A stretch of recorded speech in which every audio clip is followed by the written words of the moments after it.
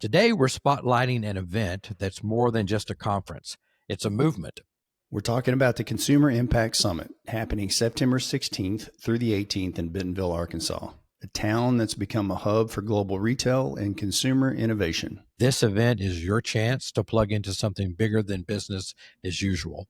And there's no better place than Bentonville, Arkansas, where global retail meets local innovation. We'll be there, and we hope that you will too. Mark your calendars, September 16th through the 18th.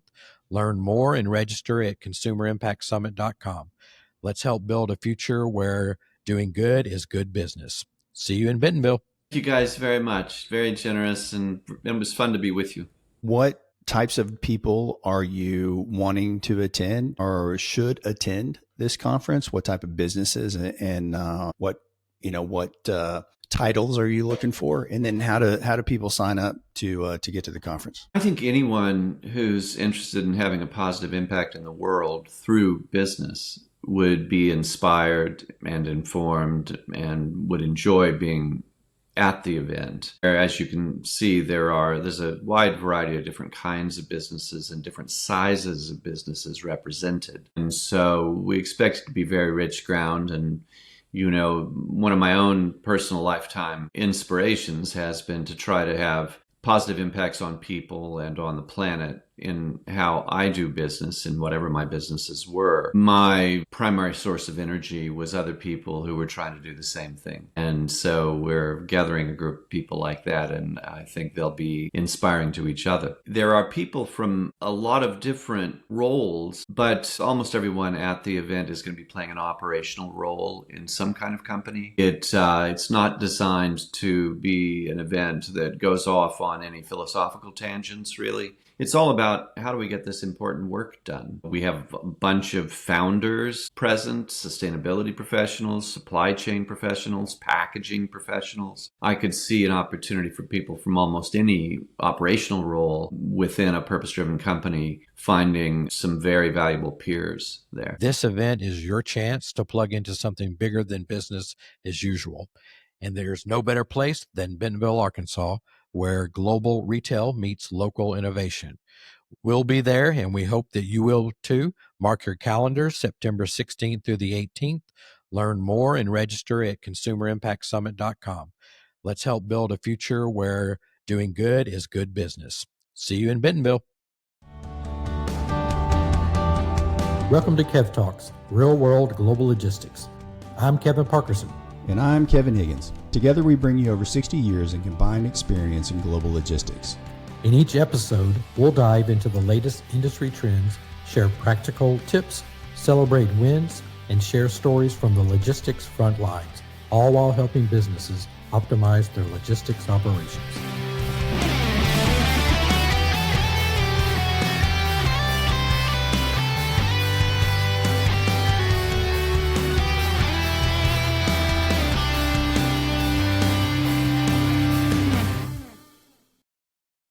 Hey everyone, welcome to Kev Talks. KP, another week. Got another great show coming on. What's going on in your life? Well, Higgins, this week is back to school week. I know that probably brings PTSD for you when you think about school, but it's the season right now, man. There's a lot of back to school traffic and all of that in Northwest Arkansas. It is fall really, really soon. The traffic is insane. It makes me never want to leave the house. And when I do leave the house, I have to calm myself down while I drive. It's crazy. I had to drive up your neck of the woods 5 times in the past 6 or 7 days, and traffic sounds like a logistics problem, dude. Yeah, that's called backhaul. I'm telling you, traffic on the interstate here. I mean, when you grew up here, and I remember when it opened. And I could drive from my house to Bentonville. Can you flash up old man? Yeah. Old man. Let's go way back. Yeah. I remember when the interstate opened up between Lowell and Bentonville. And I would drive to the home office in the morning and I might see 10 cars. And that, it was just a nice, peaceful 15-minute drive. And it's just different. And I know a lot of people now. Yeah, they come here from other places and they're like, oh, you don't know what traffic is like. Yeah. Oh, I've been on the 405 when it's a standstill. So, I understand traffic, but up here it's just different. But But man. it is Northwest Arkansas. Yeah. Speaking of Northwest Arkansas, this is a Northwest Arkansas series. So I'd love for us to talk about Northwest Arkansas, which you are from. I am. I've been here for 3 decades, but I am definitely an implant. I am from the state of Arkansas. I always tell people, you can tell by my accent, I get it. But I was born here. I was born in Arkansas. I was educated in Arkansas. I got married in Arkansas. I started my career in Arkansas.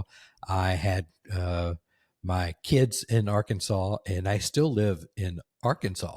However, I have actually traveled the world. I have left the state, but all of my key milestones are from the great state of Arkansas, and a lot of them in Northwest Arkansas. Well, it's amazing that, people like you and I, I grew up here. You're from a little further south in Arkansas than I am, but it's amazing that guys like you and I have had the opportunity in Arkansas that we've had and traveled all over the world. I thought when I was younger, the only way I was going to travel the world was to join the armed services. And, and I was looking at that. And so my buddy makes fun of me. He's like, you almost went in. And I'm like, yeah, I almost went in, but I've been fortunate enough to travel all over the world and see some incredible stuff. So it's really cool. How many countries have you been to? Do you track that? I don't know the answer for me. Do you? I do not know. I haven't tracked it. I know a dozen? That. Would you say a dozen? Oh, easy a dozen. But okay. I think I'm right around probably a dozen. Yeah, it's easy a dozen countries. But I think that I'm up to. I'd have to look at my passports, but I think 31 trips into China.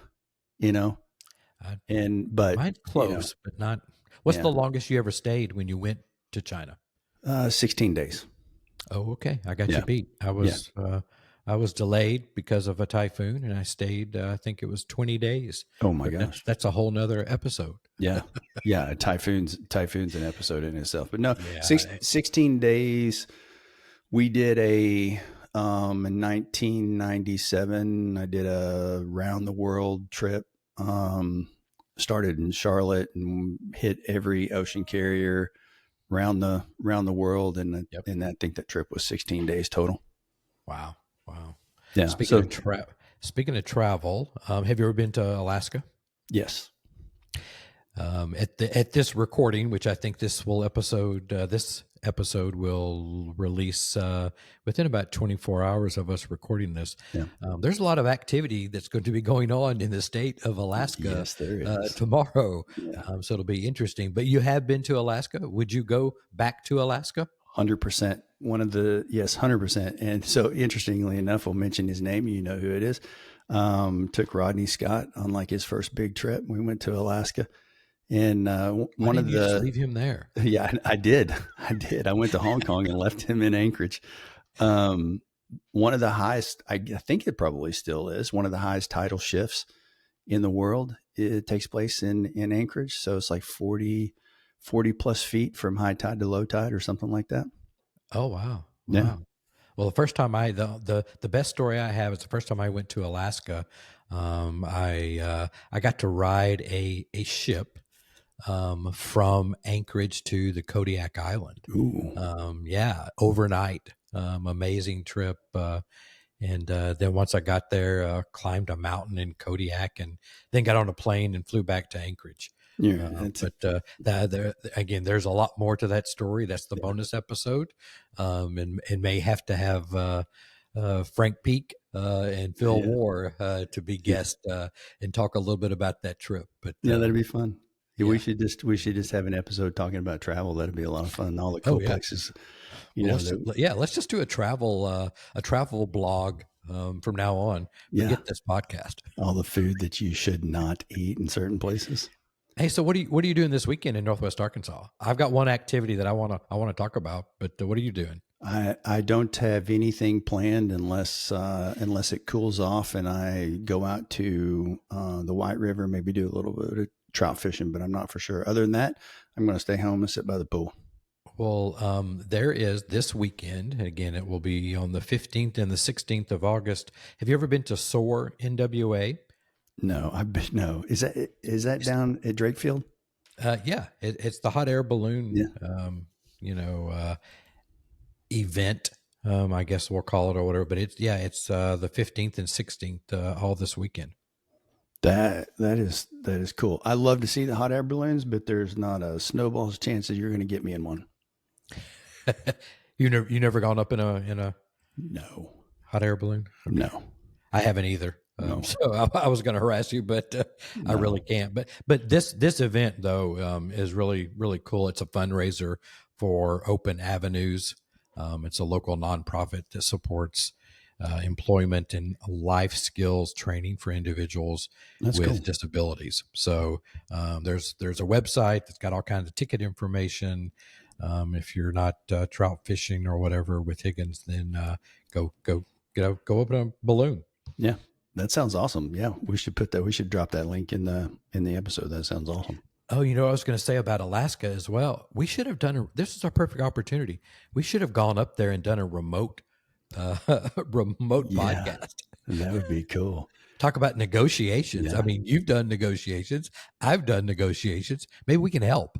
Dude, well, I would just love to listen in. That would be awesome. But do you have a passport? Will they let you? You don't need a passport to get to Alaska. Come on, man. Will they let you out of the mainland?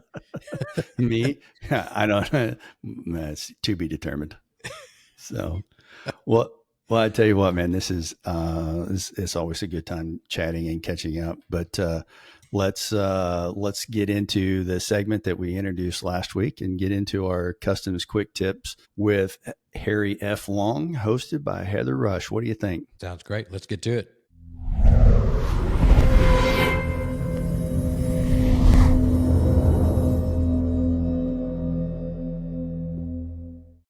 Hi, everyone. Welcome to Customs Quick Tips. I'm Heather Rush with Harry F. Long, and today we're diving into a subject that's the backbone of every international shipment, country of origin.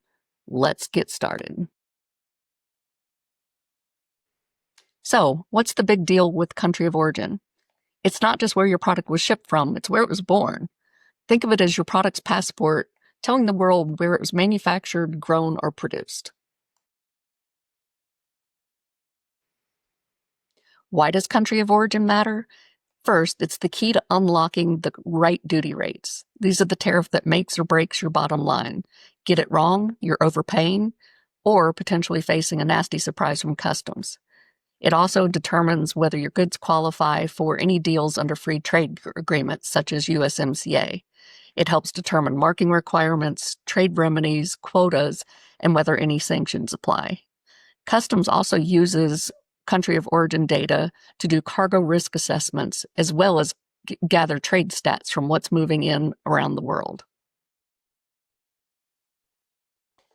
Figuring out country of origin can be straightforward or a total puzzle. If your product is wholly made or grown in one country, like coffee beans out of Colombia, or a widget completely crafted in Japan, then that's easy. You have one country of origin. But what happens when your product is made of materials or processes that occur in multiple countries? How do you determine the country of origin then?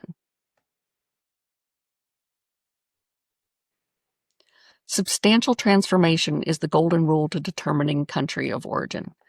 Think raw materials morphing into a different item with distinct character, form, or purpose. Example, you take raw steel from country A and turn it into a shiny new car engine in country B. The engine is going to claim country B as its home. But beware, small tweaks such as simple assembly, packaging, or a quick polish do not qualify and will not change the country of origin. That's the scoop on why country of origin is so important to smooth international trade. Get it right and you're golden. Get it wrong and it's a costly headache. Need help navigating the complexities of customs compliance? Reach out to us today at harryflong.com. Thanks for joining for Custom Quick Tips. Hope to see you next time.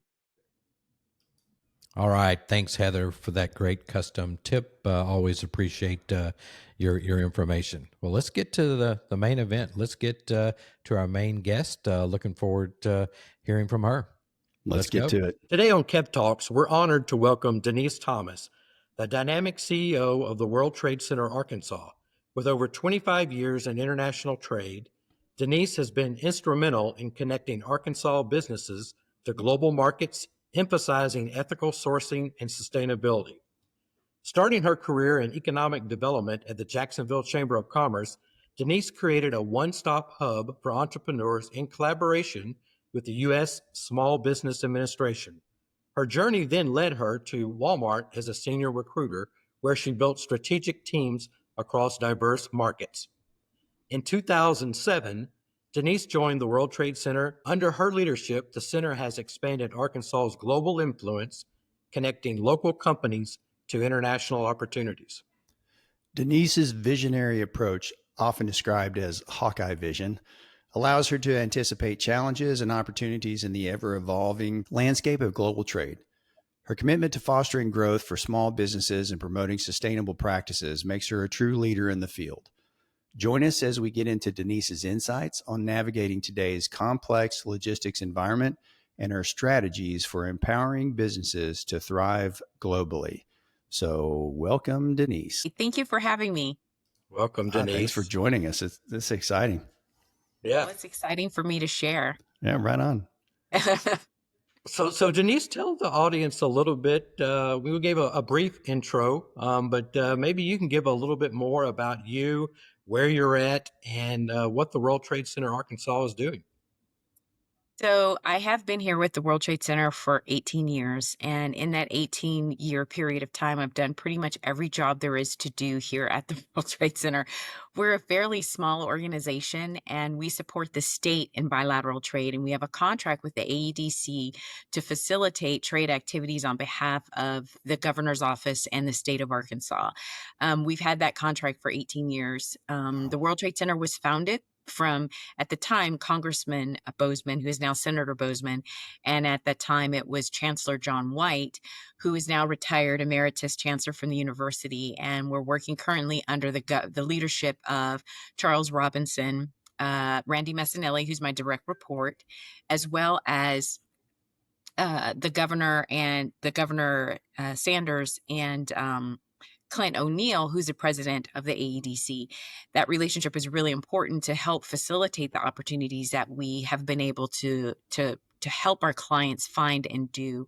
So it's exciting for us to be able to carry this on over the past 18 years and facilitate opportunities for our clients to move forward in the global marketplace. Wow. Now you're based in Northwest Arkansas. And I think your background and your history, you had a short time at Walmart. Tell us a little bit about just the area of Northwest Arkansas and what you like about Northwest Arkansas.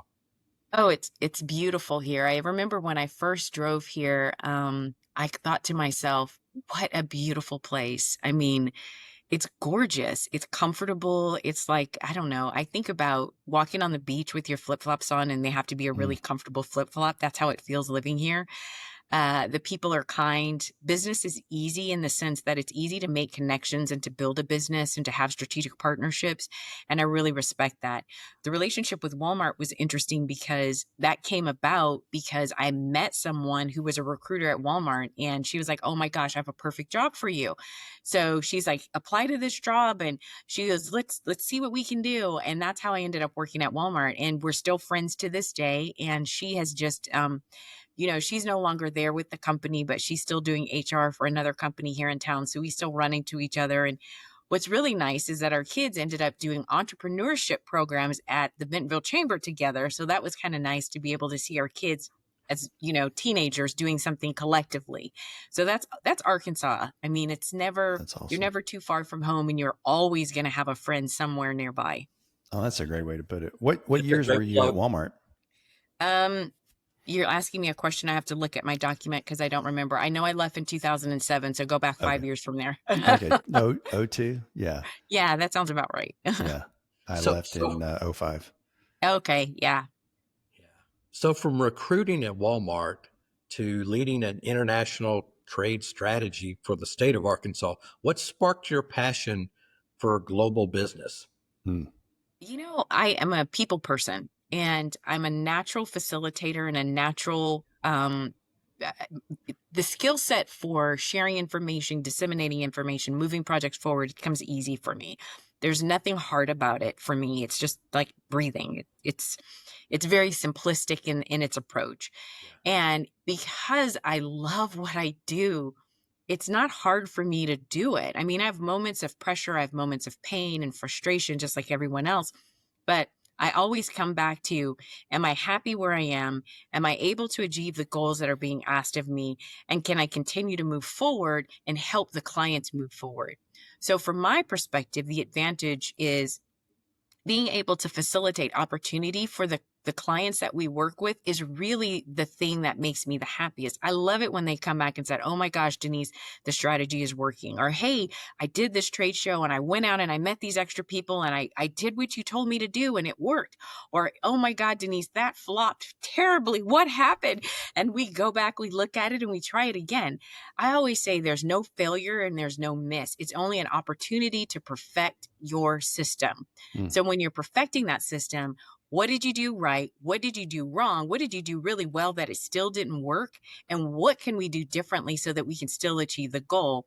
I don't look at failure as a negative thing like most people do. I look at it as an opportunity for us to be more successful going forward because you've learned something. Your biggest lessons comes from those fails, from those missteps. I think that's huge. We've talked about that before, right? A lot of people are afraid of failing, and I think we should embrace it. I mean, one of my things is dream big and dare to fail, but I think we just need to redefine it. It's not failing; it's learning, and then we can apply those lessons, like you said, and apply those lessons to be better in the future.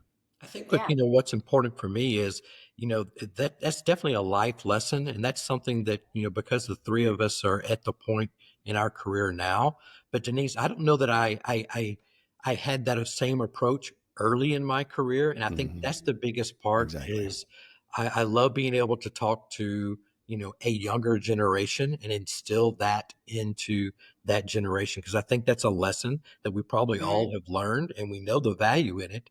Now it's just sharing that and instilling that in a different generation.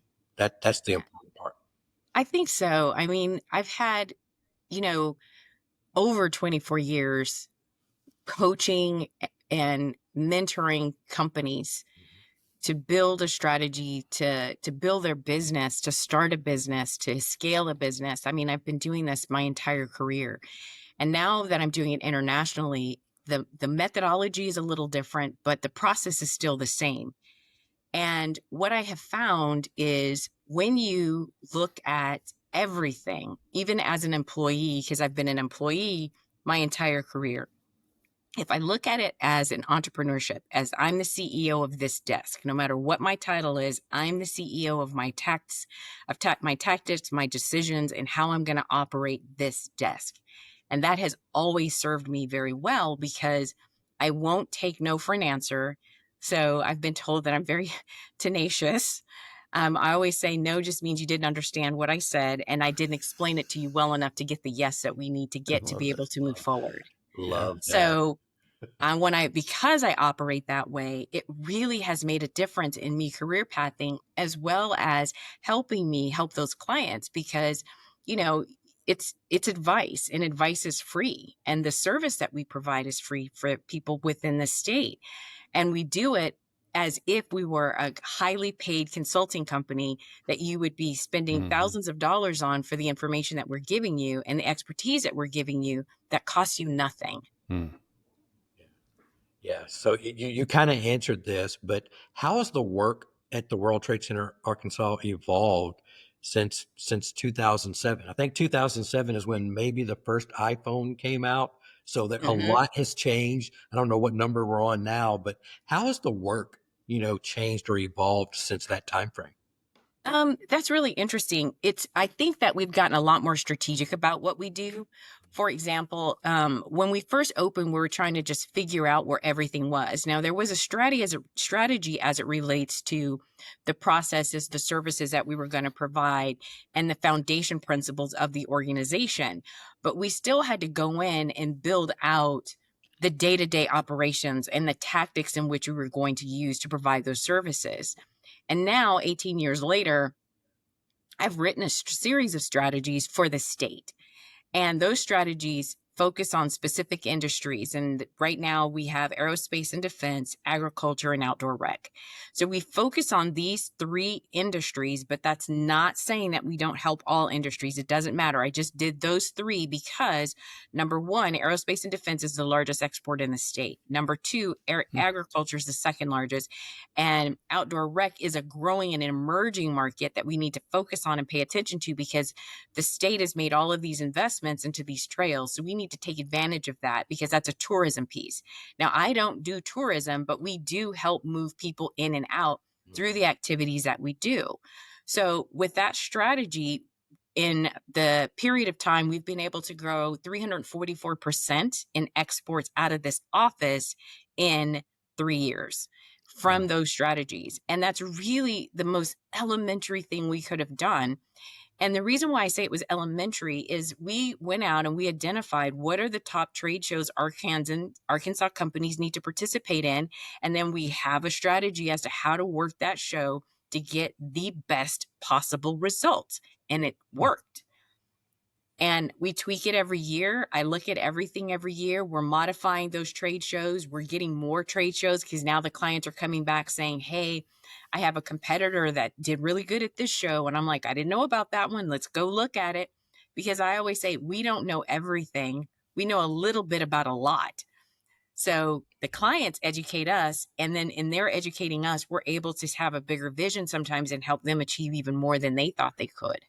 That's awesome. I wonder, KP, I wasn't aware of this, but I wonder how many people actually know that aerospace and defense is number 1 export out of Arkansas. Yeah, especially comparatively. I mean, that's new. Yeah, I didn't know that. Yeah. Well, technically, tourism is the reigning king. I mean, we move people lots and lots of people, but beyond tourism, when it comes to a thing, it's aerospace and defense. Yeah, that's awesome. I love that. Has that always been the case, or has that grown in the last decade or so? To my knowledge, it's not always every year for the past 18 years, but for the most part, yes. That's great. Okay. Well, I'm sure you have plenty of success stories, but Denise, does one stand out, from a small Arkansas business going globally that really stands out to you in the 18 years? That's funny because there's a lot of them, and I'll pick one. We have something called a State Trade Expansion Program grant, and the majority of the clients we work with are under that grant. So I can't tell you company names or give out, specific information, but I can tell you that we have one company that has a keen interest in doing business in the Middle East, and we've been able to work with them as well as with the ASB TDC, which is the Arkansas Small Business Technology Business Development Center. Good job. With Mary Beth Brooks' team, and that company knows who they are, but we work with them quite a bit, and we've been able to do wonderful things with that company and working with the ASB TDC as well as Small Business Administration. Everybody pitches in because this is a small company that has only been around, I think, about maybe 5 years now. I think they started in a little before COVID. And I met them during COVID, and they're growing, and we're watching them grow into this beautiful illustration of what can be done with a little ingenuity and a whole lot of tenacity, and I'm not giving up. So they're a wonderful company to work with, and I'm really excited to be able to call them a part of our team. That's awesome. So is there, with everything that's going on in trade right now, and at the time that this airs, there's no telling what will be happening in trade today. But there are certain regions right now that are more promising, for Arkansas companies today, and why? Oh God, there's a lot of places that are promising. So I'll start with just trade in general because, the elephant in the room, so to speak, isn't really an elephant. So I always say with trade, the rules change every day, all the time, all over the world. So whatever your widget is, whatever your service is, there's going to be a change. That is to be expected. It's never the same. It's never consistent. This situation that we're in right now is just louder, but it's common practice. It's not new. It's not anything that's any different other than the noise. Mm-hmm. And one of the things that we did last month is I was in Washington, D.C. During the trade conversations when everything was starting to take place. Then I was in Marseille, France with the World Trade Center Association. And what came out of it and what we learned and emerged from this was this statement: keep calm and trade on. It doesn't matter. You're still going to have to conduct business. You're still going to have to find a pathway to do what it is that you do and do it positively.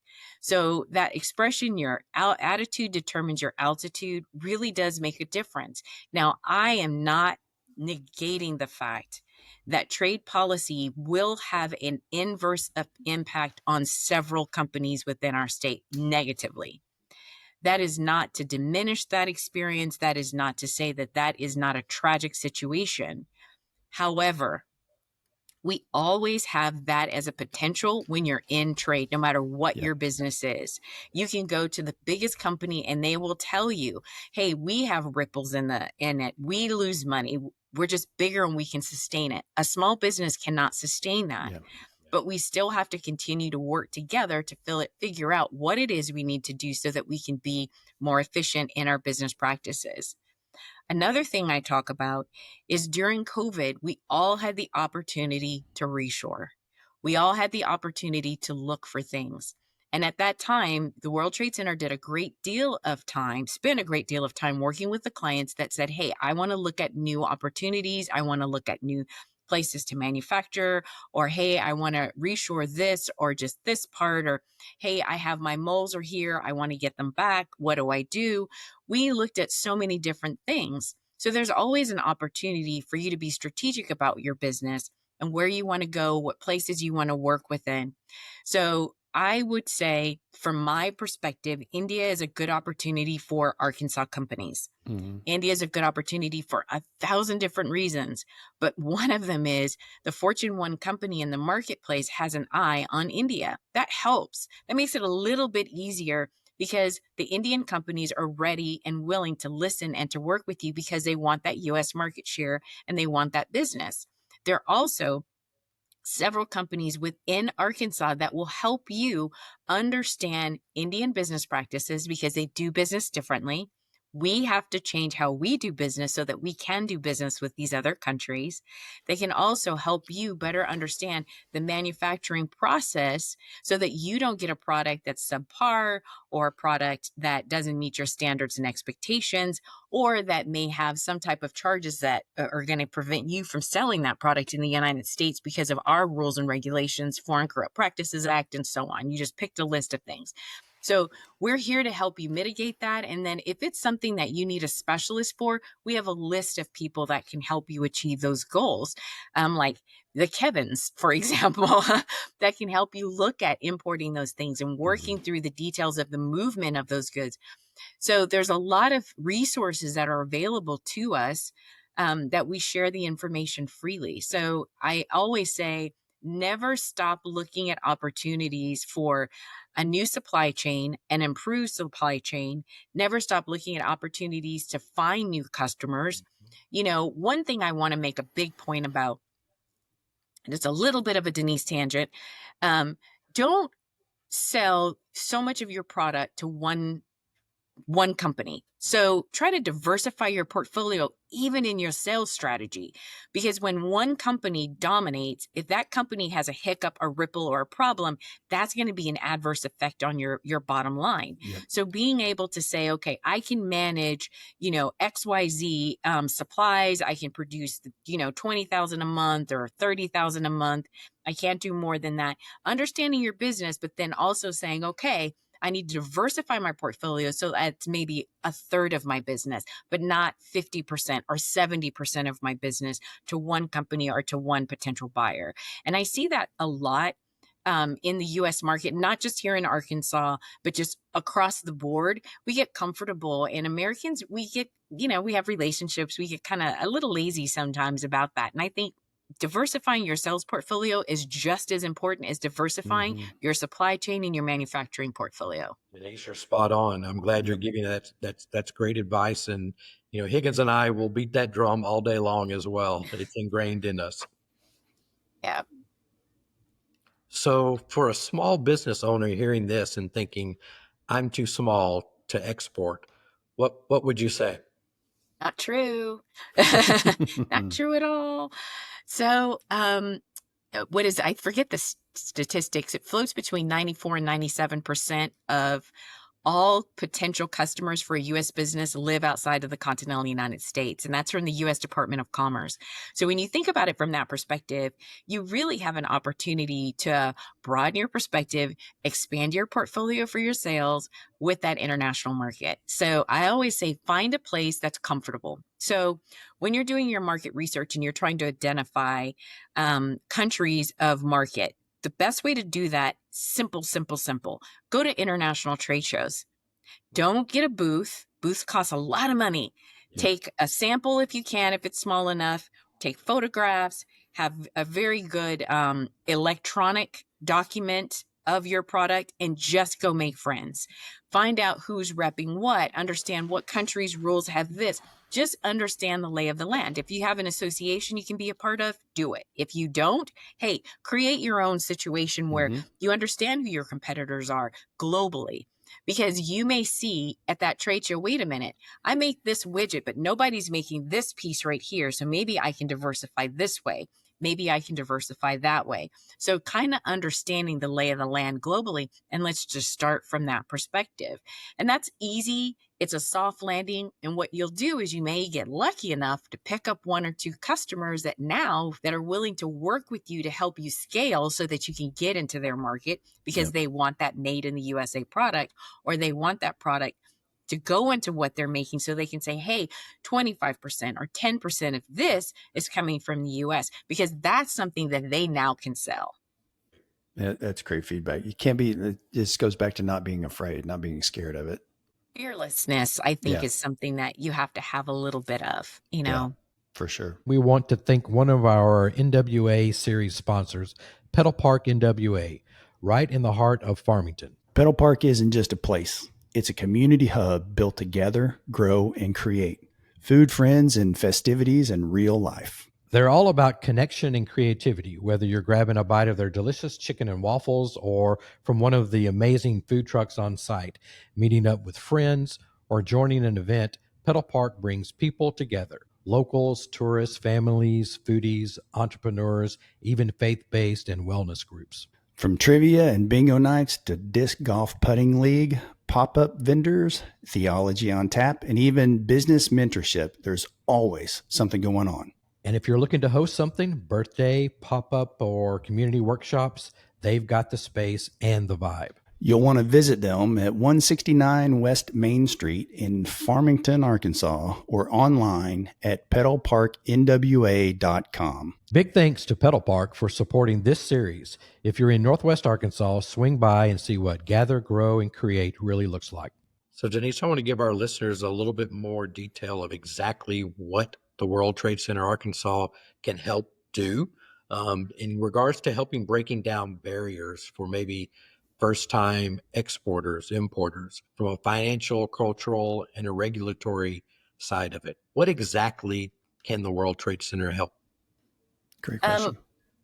I think first, we really try to understand the client and what their business is. And from that, we begin to help them go through the process of what we're calling export readiness. And the U.S. Department of Commerce has a checklist for export readiness. And we kind of work through that checklist with the client to help them better understand what they need. So depending on the product, so if it is a cosmetic or a food product, that's going to fall under one category. If it's a manufactured product, but it's a manufactured product for a medical device or a manufactured product for a car part or an airplane part, there's different regulations under both of those. So understanding the nuances of each individual widget or item that it is that that person is moving, then we can kind of break down what licenses they may need, what organizations or certifications they may need on the other side, whether or not they absolutely should have an importer or a broker working with them because whatever the reasons are. And I tell everybody, if you're new, hire somebody to help you. Don't do it by yourself. There's so many things that could go wrong. I agree 100%. Hire somebody. And it's like, it's expensive to export. The first couple of times, you're probably not going to make any money. You may even lose a few dollars. Lose some money to learn the lessons and then build and scale from there. It's not an easy process, but don't be afraid of it because the reward is so much better. And the reward is more than monetary. The reward is coming from those relationships that you build with people around the world. I love being able to tell people who are saying, oh, I'm going on holiday to go do this. And I go, oh, I know somebody there. Let me call them for you and see if they'll take you to coffee. And these are people that I do business with. But when I say, hey, I have a friend that's coming to your country to visit and they'll be in your city these days. Oh, yeah, Denise, tell them I'll take them to coffee. We'll do this. Now I'm a coffee drinker. So everybody knows that's my love language. So they always say that first. And I said, even if you can only meet them for 15 or 20 minutes, it's just nice to be able to say, hey, I met somebody while I was there. Yeah, that's great. So that's really the reward. I'm sorry. No, that's okay. I had a follow-up question to that. So are most of the people that you help, are they dealing in international markets, or do you have a lot of people that might be, small businesses here in the area or in Arkansas that just need, guidance? I would say 90% of our clientele are, it may be higher than that. We'll go with 90% of our clientele are small businesses. I mean, and a small business is 500 million or less. It's a big number. Yeah, so that's huge. Pretty much everybody is a small business as far as we're concerned. And my thing is, we don't sit there and go, oh, we're only going to work with this company or that company. If you call and I have the answer, I'll give you the secret sauce. I mean, I don't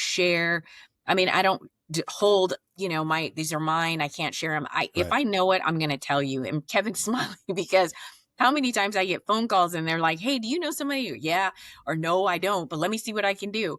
I mean, that's my attitude. I'm a yes and instead of saying no, yes and. And sometimes I have to say no. Like today I got an email from someone that was asking me about selling to a company that was on the sanctions list.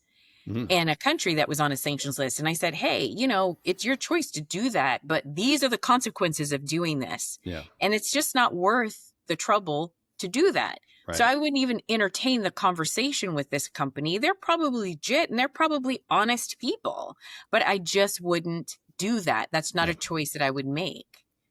Yeah. No, that's great. Because I'm just sitting here making a list of people like I need to introduce you to, or introduce. I knew you were. I knew you were. You saw me making notes. I'm like, I know what you're thinking because I'm thinking it too.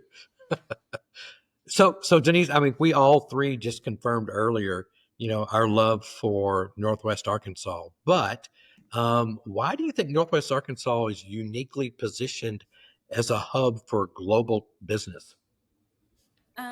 I'm going to say the state is positioned for that. And I think one, the ease of doing business in the state, the ease of standing up a company, it's not complicated here. There's really not a lot of barriers. You have a governor and an economic development commission that are waiting for you with the doors wide open. The windows are open. The roof is open. There's a lot of opportunity. And hey, Denise, would you say that's more now than ever before? I would say more now than ever before. Yes, most definitely. Yeah. But I think that, we've always been open, but right now I just feel that there's been a great deal of effort put into building and scaling the economy of the state. And I think for small businesses that are locals that are here, there's a place for every single one of us to prosper in this market and to prosper no matter what the challenges are. You have to think, even though we had COVID, companies still thrive. Some companies made a lot of money during COVID because they pivoted and they created a strategy. I think about the breweries that went from making hooch to making hand sanitizer. Yeah. That line, I would drive by and I'm like, oh my God, what are they doing over there? It was hand sanitizer. And I'm like, what a smart move. Yeah. That's how they sustained themselves during COVID. Yep. So I'm like, great. I love that. And I think that with the marketplace the way that it is, and with the opportunities and the support that you have in this state. So you have several small business administration offices, you have ASB TDCs at the colleges, you have a U.S. Department of Commerce, you have an Arkansas District Export Council, you have a World Trade Center, you have minority resource centers all over the state. In so many different places. Every corner, there's something. There's someone that can help you achieve the goals that you want to achieve as a small business. So there's no excuse to say, oh, I couldn't get help. Go to those places. And if you don't know, reach out to me and I'll find out who's in your area and who can help you do what it is that you want to do. So I would say, jump. Know you're going to hit the ground sometimes, and sometimes you'll fall right in the sweet spot of the pool, but don't not jump. Yeah. Love that. So if you had to give some advice to these small businesses, first of all, where should a small business start if they want to go global? And then on top of that, are there any common mistakes that they make in trying to do that maybe we can help them avoid? I think understanding your market, understanding your business, and understanding what your product can do in the global marketplace. And associations are probably the best way to start with that. Okay. That would be number one. The biggest mistake that I see people doing is they come to me and they go, well, I want to export to this country, and this country. Mm-hmm. And we go and we do the research and I'm like, no, you don't want to export to those countries because they don't want your stuff. Or it's oversaturated. Or did you look at the export numbers for that? Yeah. So we did some market research for someone that wants to export their product to 2 specific countries. And of the 2, one of them is a viable market. The other one, really not so sure about that one. I'm really not so sure because there's not enough of movement from the state or even from the United States, from the country into that marketplace for that potential commodity. So it's either going to show you that they don't want that product or there's a huge gap in the market that you can fill. Figuring that out is the key. So there's 2 ways to look at it. The other thing I also tell people is when we do the research, reverse it. And I'll give you an example. I was in Ghana with the U.S. Department of Agriculture, a trade mission, and we were there with a bunch of Arkansas leadership at the time. This was several years ago. And I did a series of meetings with all of these companies from Africa. There was one lady who did a supplement, and it was a medicinal supplement for people who had HIV or women who were pregnant that had dietary issues or babies with very, very low weight because of illness or sickness. So this supplement, she said, is more like an energy drink, is the category that it fell under, not under a nutraceutical, not under a vitamin or something of that nature. It was really considered, quote unquote, an energy drink. So that's how we were able to do the search. And she really wanted it into the US market. Well, when I looked, I said, hey, wait a minute. You don't want to sell that to us because we don't drink a lot of those. At the time, we didn't. And it wasn't necessarily a growing market.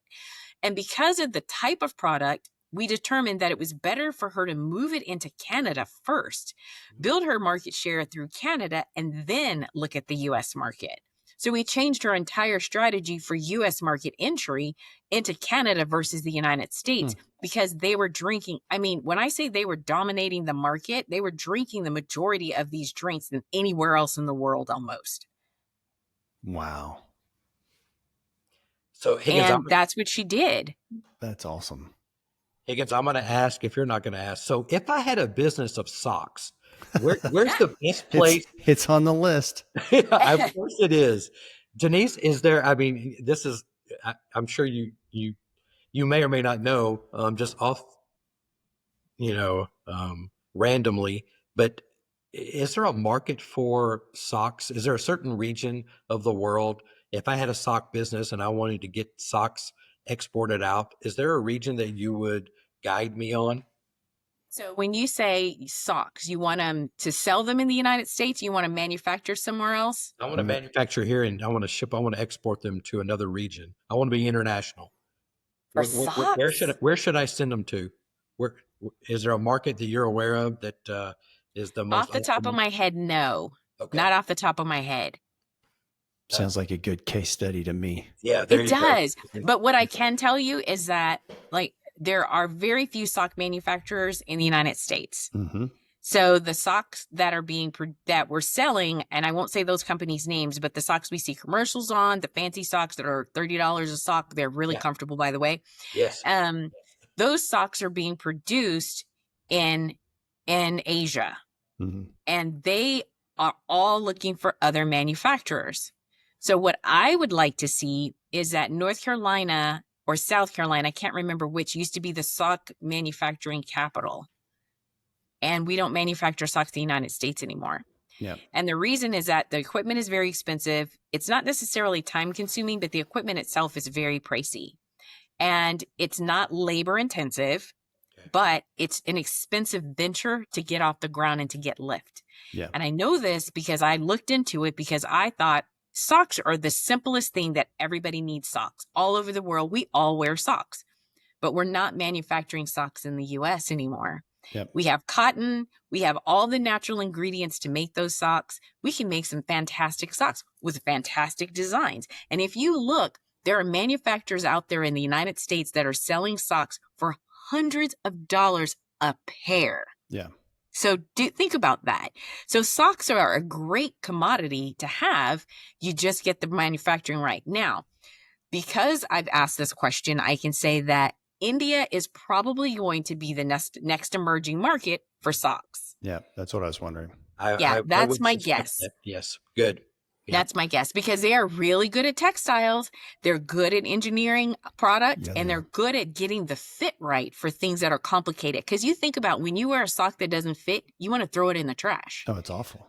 But when that sock fits your foot and it feels all yummy, you never want to take it off. Yeah. That's right. It's like giving your foot a hug. Yeah, that's exactly right. Well, we're going to introduce you to the founder and CEO of a sock company, so you guys can have a conversation. She's wonderful. I'm a little bit biased, but she's wonderful, and I think you guys will get along. Is this a young lady? She is. I think I know who it is. Yay! Yeah. I already know her. Yeah. Good. So listen, Denise, if you could wave a magic wand and solve one of the global trade challenges tomorrow, what would it be? You know what? I would remove trade barriers. And what I mean by that is give it a kiss. Keep it simple, stupid. Yes, every country has the right to create rules. Yes, every country has the ability to create policy that is in their best interest. I do not suggest by any means we remove that. But what I do suggest is that we simplify the process.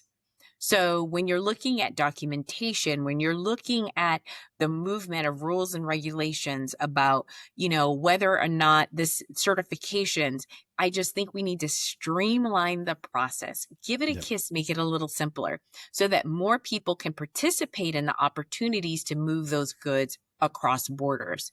I agree that we should have some type of tariff and duties because that's a way for our countries to continue to move and progressively provide services for humanity. So those tax bases, those things help improve the quality of life of all the people living in that marketplace. So I don't say stop doing that. I'm not the person that says that, oh, we shouldn't do this. I'm just saying, let's simplify the process. When you look at in the United States, just us, a t-shirt or a shirt and the parts and the pieces and the nuances of the thread, the interface, the button, a piping that might be on it or the fabric itself. The content of the fabric may come from 3 different places. You have to list all of these things. That is ridiculous. Yeah. That is super complicated.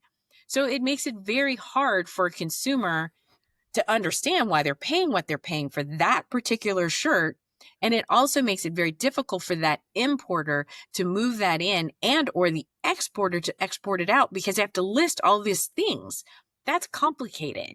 Yeah. So that's what I'm talking about. Let's simplify that. Now I get you want to know where all of these pieces and parts come from. But in the end, I mean, I kind of think that's just overkill. But that's my opinion. I don't know. What do you guys think about that? Since we're having a conversation, what do you think? No, you're exactly right. So we have to simplify it. We were talking this morning, KP and I were talking this morning with somebody else, and our last conversation was around footwear, right? And classification of shoes. Mm-hmm. And I mentioned that when I was at Walmart and working on transportation, I could see footwear that would come in, specifically sneakers. They would come in and they would have this real thin felt, almost felt like layer over. It's a fabric layer over the rubber sole. And I asked the footwear buyer one day, I'm like, why are you doing that? And he said, well, it's classification. If we do this, then we get a lower duty rate. And so the person we were talking to earlier today is a licensed customs broker. And she came back and she said there's 439 different ways to classify footwear. Yep. 439 different ways to classify a shoe. Yeah. That's ridiculous. So I agree with you. Simplification of the harmonized tariff system and classifications could help significantly, because it's like the tax code. We will always find a loophole for the tax code. We will always find a loophole for the harmonized tariff system somehow. We're going to try to use it to our advantage, and we should, because it's so complicated. But I would agree with you. We need to simplify that process and make it easier for the common person, for people like us to be able to import and understand what we're going through. Yeah. I mean, I just think even as a consumer, I look at, the prices we pay for things. I understand the reason why we pay for certain things, that they cost more. And I get that. As a consumer, I'm educated enough to understand that. Yeah. I don't say that I like it, but I at least understand it. But most people don't. No. And they're like looking at it like, why does it cost this? Well, that particular item was manufactured in this country, and it's out of this particular product, and it's got this product piece of it from this country, and you're layering on all of these extra 100%. Charges to that particular thing. Yeah. That's hard. Simple. Yeah. We don't make it easy. We don't. Yeah. So that would be what I would do. I would just simplify. Let's give it a kiss. That's great. I like that. So Denise, what's next for World Trade Center Arkansas? Any big initiatives or anything like that on the horizon? Well, this is trade show season, so that's what we're doing. Trade shows. So we're doing, this may air after the fact, but we'll be doing the Paris Air Show with the governor and Arkansas Economic Development Commission, and several Arkansas companies. I forgot how many are going, but I think we're at like 9 or 10 companies are going or to participate. Wow. So we're really excited about that. We are looking at another North America meeting with the World Trade Center Association. We're looking with the State International Developers Organizations. There's ICAST. There is Super Zoo. There's a whole lot of things on the horizon. So we're always looking at those trade shows. Either Trish or myself will go to one or the other if we have enough clients that participate. We have a list of trade shows on our website. We have a list of trade missions that are being done with the U.S. Department of Commerce and the U.S. Department of Ag on the website. We have content on our website from Kevin Parkerson.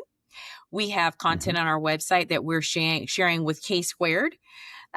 So there's a lot to be said for that. We also have some podcasts on our website that will be that are specific to doing business in India, and that content will be growing.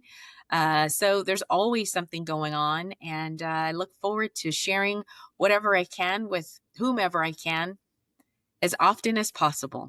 I love that. This is great. Well, listen, Denise, this has been great. It's been an inspiring conversation. I think you've shown us that global trade isn't just about ports and pallets and paperwork, which is typically what Higgins and I talk about, but it's about people, partnerships, and possibilities. So from Jacksonville to Bentonville to boardrooms across Africa and Europe, your journey has been about opening doors for others. And for small business owners listening today, especially those here in the heartland, Northwest Arkansas, you made it clear you don't have to be a Fortune 500 to think globally. You just need the right mindset, a strong support system like the World Trade Center Arkansas, and a willingness really to take that first leap. If you're curious about how to get started, whether it's exporting for the first time or exploring new markets, visit arwtc.org. Denise and her team are doing incredible work to make global trade more accessible, more equitable, and more impactful for all of us. So Denise, we really thank you again for sharing your time, your story. You remind us that international trade isn't just business, it's community building on a global scale. So that's a wrap for this episode of Kev Talks, Real World Global Logistics. Thanks, Thank Denise. you We so much appreciate for you. having me. Oh, thank you for having me. This has been great. Hey, everyone, we got a special request for you. I hope that you're appreciating and all of the content. And if we could just get you to go out on whatever platform that you happen to be listening on and leave us a review. We don't, we hope it's 5 stars, but we don't care what it is really. But leave us a review and comments so that we can make sure that we're tailoring the content to what you want. And if you like the format, let us know, because it's kind of a revamp of our format. And just leave us a comment. Don't you think that would be cool, KP? Yeah, I was going to say reviews and comments. And, since this is our podcast, we can do whatever we want, which means you give us a review and a comment. We'll put it in a bowl. We'll draw at the end of the month, and whoever wins gets a pool party at Higgins' house. So there you go. Let's see how many reviews and comments we get now. There we go. All right. We appreciate you guys. Leave us a review and comment and like and follow us, and we'll see you next week. We hope you enjoyed this episode of Kev Talks, Real World Global Logistics. If today's discussion inspired you, don't forget to follow, subscribe, rate, and share our podcast. Remember, every great journey in logistics starts with a single step forward. Let's continue working together to transform the industry.